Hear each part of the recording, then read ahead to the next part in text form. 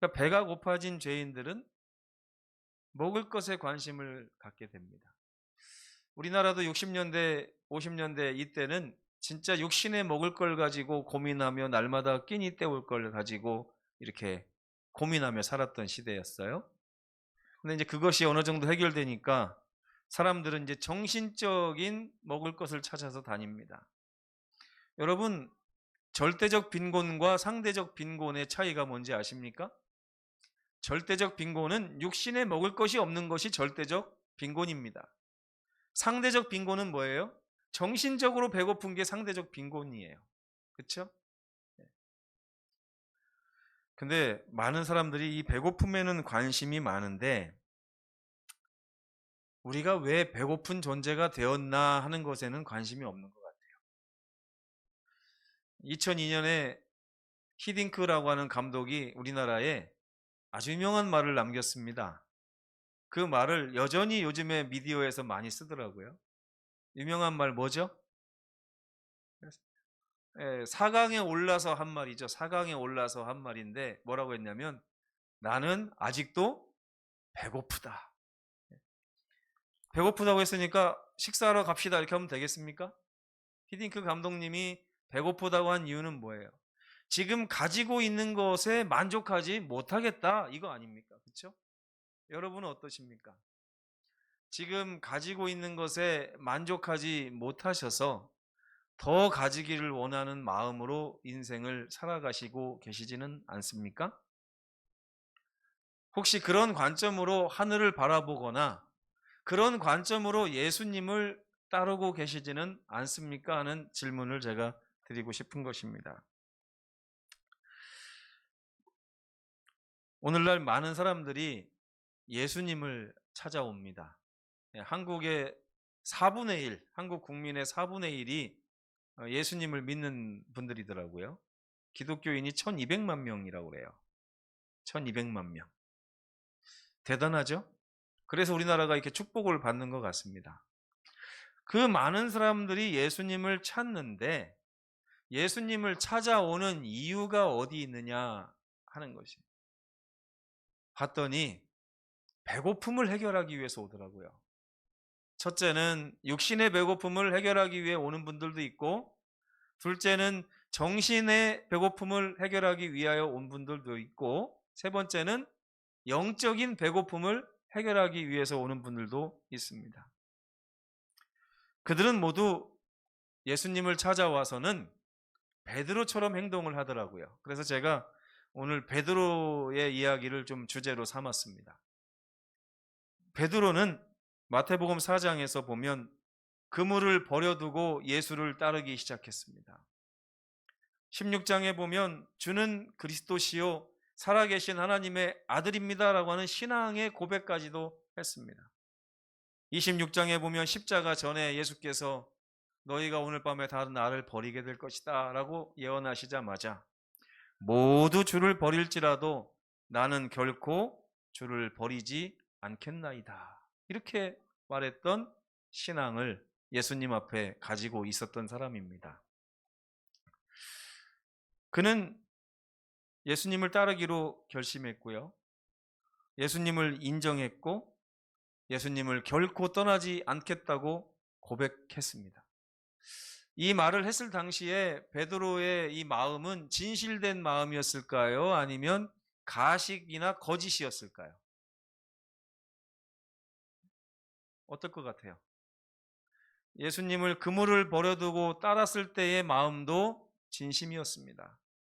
그리고 신앙의 위대한 고백을 했을 때도 진심이었어요. 그리고 그날 저녁에 예수님을 다 버린다 할지라도 나는 주님을 버리지 않겠습니다 라고 고백했을 때도 진심이었습니다. 베드로의 신앙은 진심의 신앙이었고 진실된 신앙이었어요. 그러나 중요한 것은 그 진실된 신앙을 가지고 있었던 그 베드로가 넘어졌다는 사실이에요. 왜 그럴까요? 신앙은 진실만 가지고 진심만 가지고는 되지 않는 것 같다는 생각이 드는 것입니다. 베드로 신앙에 위기가 닥쳐옵니다.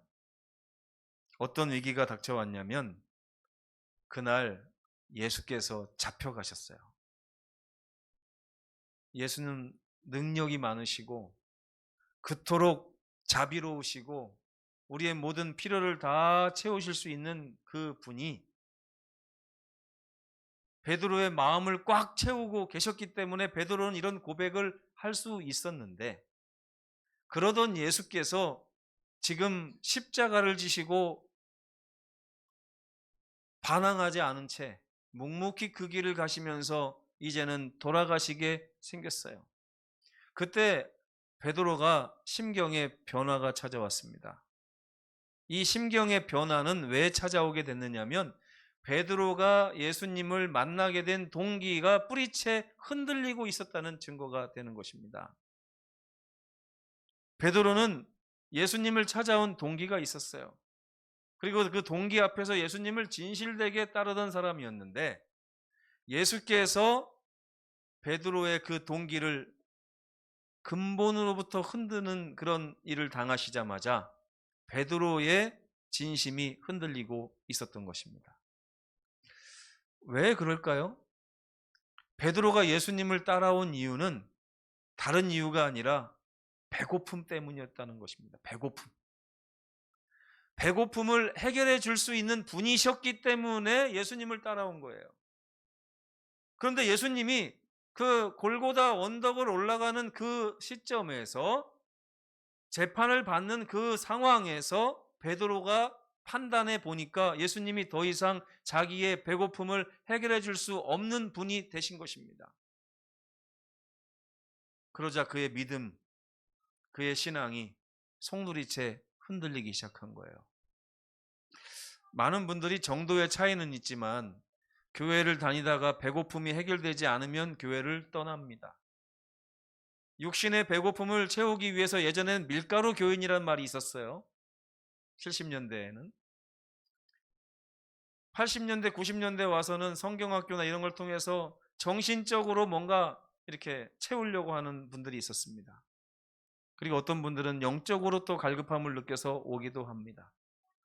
그런데 그들이 예수님께 왔지만 예수님으로부터 영적인 양식을 채우지 못하고 육적인 양식, 정신적인 양식을 채우지 못할 때 그들이 베드로와 같이 흔들리게 되는 것을 제가 많이 보게 됩니다. 마태복음 26장 75절에는 이 베드로 신앙의 한계가 드러나는 장면이 기록되어 있습니다. 제가 한번 읽어보겠습니다. 이에 베드로가 예수의 말씀에 닭 울기 전에 내가 3번 나를 부인하리라 하심이 생각나서 나가서 심히 통곡하니라. 베드로 신앙이 종착역에 다다랐습니다. 그는 3번이나 예수를 저주하면서 부인했습니다.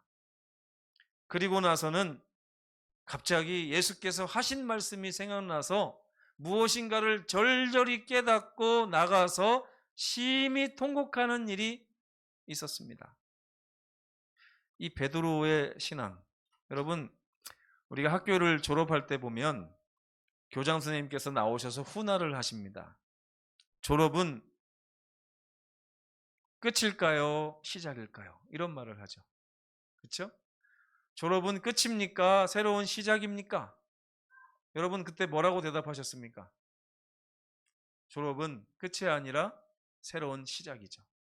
베드로의 신앙도 이날 졸업이 아니었습니다. 베드로의 신앙은 이날 이전의 신앙을 졸업하고 그 전혀 다른 또 다른 차원의 신앙을 시작한 날이었습니다. 베드로가 무엇인가를 깨달았어요. 깨닫고 나서 그는 통곡했습니다. 여러분, 베드로가 왜 닭 울기 전에 3번이나 예수님을 부인하고 그분과의 관계를 끊었습니까? 이유는 한 가지예요. 예수님께서 더 이상 나에게 아무것도 줄 수 없다고 느꼈기 때문에 그런 것입니다. 자기가 원하는 배고픔을, 갈증을 예수께서 해결하지 못하기 때문에 오늘날 너무나도 많은 청년들과 장년들이 예수님을 외면하고 예수님을 기다리게 하고 예수님과 함께하는 삶을 뒤로 미룹니다. 어제 저녁에도 제가 뒤로 미루는 신앙에 대해서 말씀을 드렸어요. 그러면 목사님 이상하지 않습니까?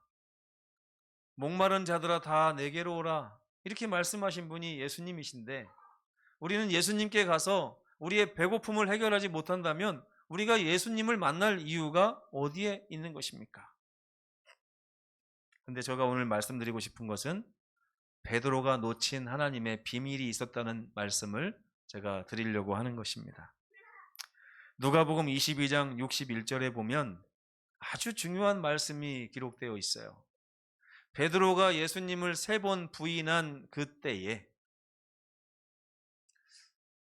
여러분, 누군가가 나를 실망시키고 누군가가 나를 배신하고 누군가가 자기 중심적인 생각으로 삶을 살면서 나에게 피해를 입혔을 때 그 사람에 대한 우리의 생각은 어떨까요? 너무 실망스럽고 화가 나고 밉고 그렇지 않겠습니까? 네. 오늘 안식일학교 때도 보니까 용서에 대한 말씀을 누가 하시더라고요. 용서. 용서, 이게 쉬운 게 아니죠. 어떻게 70번씩 7번 혹은 7번씩 70번을 용서해 줄 수 있겠습니까? 예전 개역 한글에는 7번씩 70번이라고 얘기를 했고, 요즘 이제 개정개혁에 보니까 70번씩 7번이라고 얘기를 하더라고요. 제가 이것도 신기해서 좀 연구해 봤더니 예수님은 베드로에게 몇 번 용서하라고 했냐면 7번 용서하라고 하셨어요. 7번. 베드로가 3번만 용서해 줄까요? 했더니 예수께서 7번 용서하라고 하셨어요. 근데 한 번이 몇 번이냐면 70번 용서해 주는 거를 한 번이라고 치신 거예요. 어떻게 이게 가능합니까? 하고 아까 최 장로님이 물어보신 것 같아요. 교과 시간에. 이게 개념이 바뀌지 않으면 용서라는 게 나오기 쉽지 않습니다. 근데 누가복음 22장 61절에 예수께서 이런 행동을 하시는 것이 기록되어 있습니다. 한번 다 같이 읽어볼까요? 시작. 주께서 돌이켜 베드로를 보시니. 주님께서 베드로를 보셨다는 거예요. 이게 무슨 의미일까? 제가 너무나 곰곰이 묵상을 해봤습니다. 그분이 엄청난 고통 가운데에서 베드로를 바라보신 이유가 무엇일까? 여러분, 나도 아파 죽겠는데 다른 사람이 눈에 들어온 적이 혹시 있으십니까? 없으십니까? 제가 2012년 2월 달에 배를 타고 제주도로 발령 나서 이사를 가는데요. 배를 처음 타봤어요. 처음 타보다 보니까 모르던 게 있었어요. 어떤 분들은 자동차를 배에다가 탁송을 보내고 비행기 타고서 발령 나서 오시더라고요. 저는 그걸 모르고 자동차를 가져가야 되니까 온 가족이 배를 타야 된다 하고 이제 배를 탔는데, 아무것도 모르는 사람이라 2월 달에 배를 탄 것입니다. 2월 달에. 제주에서 오래 살다 보니까 2월 달에는 절대 배를 타면 안 되더라고요. 풍랑이 얼마나 세고 파도가 높은지 그날 진짜 죽다 살아났습니다. 근데 아이들이 어릴 때 안고 갔는데 한 30분 지나니까 이쪽에서 바다가 수직으로 서질 않나, 이쪽에서 바닷물이 수직으로 서질 않나 난리가 났어요. 도저히 앉아 있을 수가 없어 갖고 누워서 아이를 안고 있는데 아이가 여기다가 막 토를 해요. 그러더니 좀 있으니까 저도 막 토가 나오는데, 나중에 아이를 옆에다 놓고서 제가 막 토한 거를 이렇게 막 처리하려고 보니까 아이가 떼굴떼굴 굴러가는 거예요. 근데 그 와중에 제가 토한 것이 문제가 아니라 저 아이를 내가 잡아야 되는데 막 이런 생각이 나더라고요. 근데 여러분, 제 아이가 아니었다면 저의 모든 생각은 다 어디에 가 있었을까요? 네? 저 속의 울렁거림, 또 제가 토한 이 상황에 완전히 이제 몰입되어 있었겠죠. 근데 그 와중에 저는 아이들에게 시선이 가더라고요. 아이들이 막 굴러다니면서 괴로워하는 이 장면을 보면서 야, 큰일 났다. 저 아이들이 이걸 어떻게 견딜까? 이런 생각을 했었어요. 근데 지금 예수께서 십자가에서 베드로를 돌이켜 보셨다는 이 돌이켜라고 하는 말은 저에게 아주 큰 감동을 줬습니다. 예수님이 지금 남 걱정할 때가 아니셨잖아요. 그렇죠? 예수님에게 닥친 일은 얼마나 위대한 사역이었어요. 하나님께서 예수님에게 하라고 하신 그 사역의 정점을 지금 가고 있어요. 얼마나 중요한 상황입니까? 그렇죠? 십자가를 실패하면 온 인류가 지금 다 망하게 생긴 이 엄청난 사업을 하나님께서 맡기셔서 그 사명을 띠고 오셔서 그 사명의 길에 서 계신 예수님께서 그 사명도 중요하지만 돌이켜서 그 와중에 베드로를 보셨다는 거예요. 이게 베드로를 바라보시는 예수님의 시선이었다는 것입니다. 도대체 베드로에게서 뭐가 나옵니까? 나올 게 있어요, 없어요? 예수님께서 베드로를 통해서 얻을 수 있는 게 뭐 있습니까, 없습니까? 아무것도 없어요. 심지어 베드로는 그 예전에 그물을 버려두고 예수를 따르던 베드로도 이제는 아닙니다. 주는 그리스도시요 살아계신 하나님의 아들이시니다라고 고백하는 베드로도 이제 아니에요. 그는 돌아섰거든요. 모두 주를 버릴지라도 나는 주를 절대 버리지 않겠습니다라고 고백하는 그 베드로도 아닙니다. 베드로는 지금 인생에서 최악의 상태에서 아주 자기 삶의 민낯을 적나라하게 보여주고 있는 그때에 예수께서는 십자가의 사명으로부터 잠깐 돌이켜서 베드로를 보신다는 거예요. 아, 이게 뭘까? 그리고 시대소망에 보면 눈이 마주쳤다고 그랬어요. 예수님하고 베드로가 눈이 마주쳤을 때 베드로는 자기가 그동안 예수님을 바라봤던 눈과 예수님이 나를 바라본 눈이 너무 달랐다는 것을 깨달았어요. 그리고 예수님의 눈이 무슨 눈빛인지를 정확하게 캐치를 한 것입니다. 그리고 나서 그는 밖으로 나가서 엉엉엉엉 울었습니다. 어떻게 예수께서는 나를 저런 눈빛으로 바라보시는데 나는 예수를 전혀 다른 눈빛으로 바라보며 이제까지 다 주를 버릴지라도 나는 예수님을 절대 놓지 않겠다라고 고백하며 살았는가? 이것이 베드로의 마음을 친 것입니다. 예수님의 음성이 들려옵니다. 베드로의 귀에 너는 영생을 얻기 위하여 나에게 오기를 원치 아니하는구나.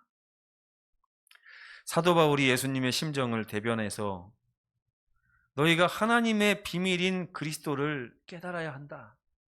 그 안에는 지혜와 지식의 모든 보화가 감추어져 있다. 여러분, 예수께서 베드로를 만나시는 것은 요한복음 15장에 힌트가 나와 있더라고요. 요한복음 15장 5절을 한번 펴보시겠습니까?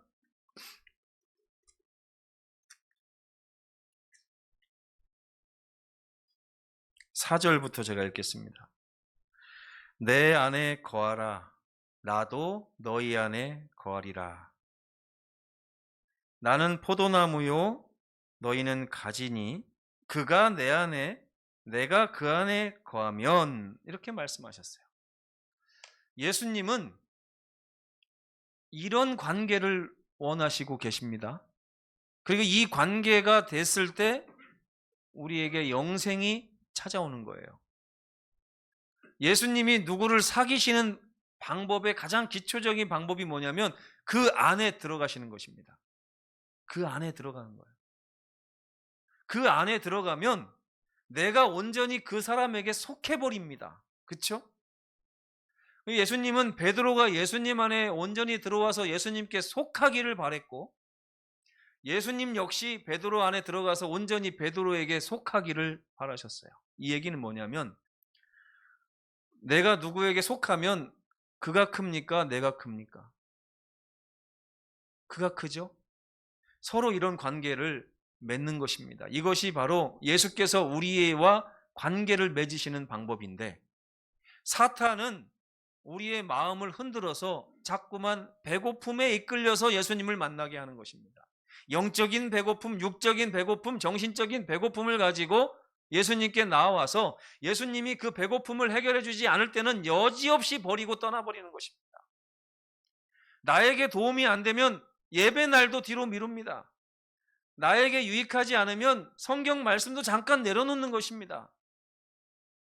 나에게 급한 일이 생기면 예수님의 일은 잠깐 뒤로 미루는 이런 만남을 우리가 하고 있는 것입니다. 이것이 바로 베드로가 가졌던 신앙이었어요. 근데 베드로가 놓쳤던 것은 바로 예수님의 눈빛이었습니다. 예수님은 그렇지 않았어요. 십자가 사역이 중요한 것만큼 예수님에게는 누구도 중요했습니까? 베드로도 중요했어요. 예수님은 절대 베드로를 잃고 싶어 하지 않으셔서 아무런 유익을 주지 못하는 베드로, 인생의 나락까지 떨어진 그 베드로를 돌이켜 보시면서 그 마음에 내가 너 안에 있다라고 말씀하셨어요. 베드로는요, 예수님과 관계를 맺으면서 예수님을 자기 삶에 들여놓으려고는 시도했는데 자기가 예수님의 마음으로 온전히 들어가려고는 시도하지 않았습니다. 왜요? 얻으려고만 했기 때문에 그래요. 얻으려고만. 여러분, 우리가 신앙을 하면서 예수님을 섬길 때 예수님께, 여러분, 예배가 뭐예요? 예배는요, 우리가 예배를 드리는 거기도 하지만 하나님께서 우리에게 은혜를 주시는 거기도 합니다. 이것이 양쪽에서 다 이루어져야 돼요. 우리가 하나님께 속해야 되고 하나님도 우리에게 속해야 되는 게 예배입니다. 이것이 안 될 때 베드로가 여지없이 나락으로 떨어진 거예요. 하나님의 비밀은 매우 간단합니다. 예수 안에 지혜와 지식의 모든 보화가 감추어져 있다라고 바울은 이야기를 했어요. 여러분, 예수님 안에 우리가 들어가야 됩니다.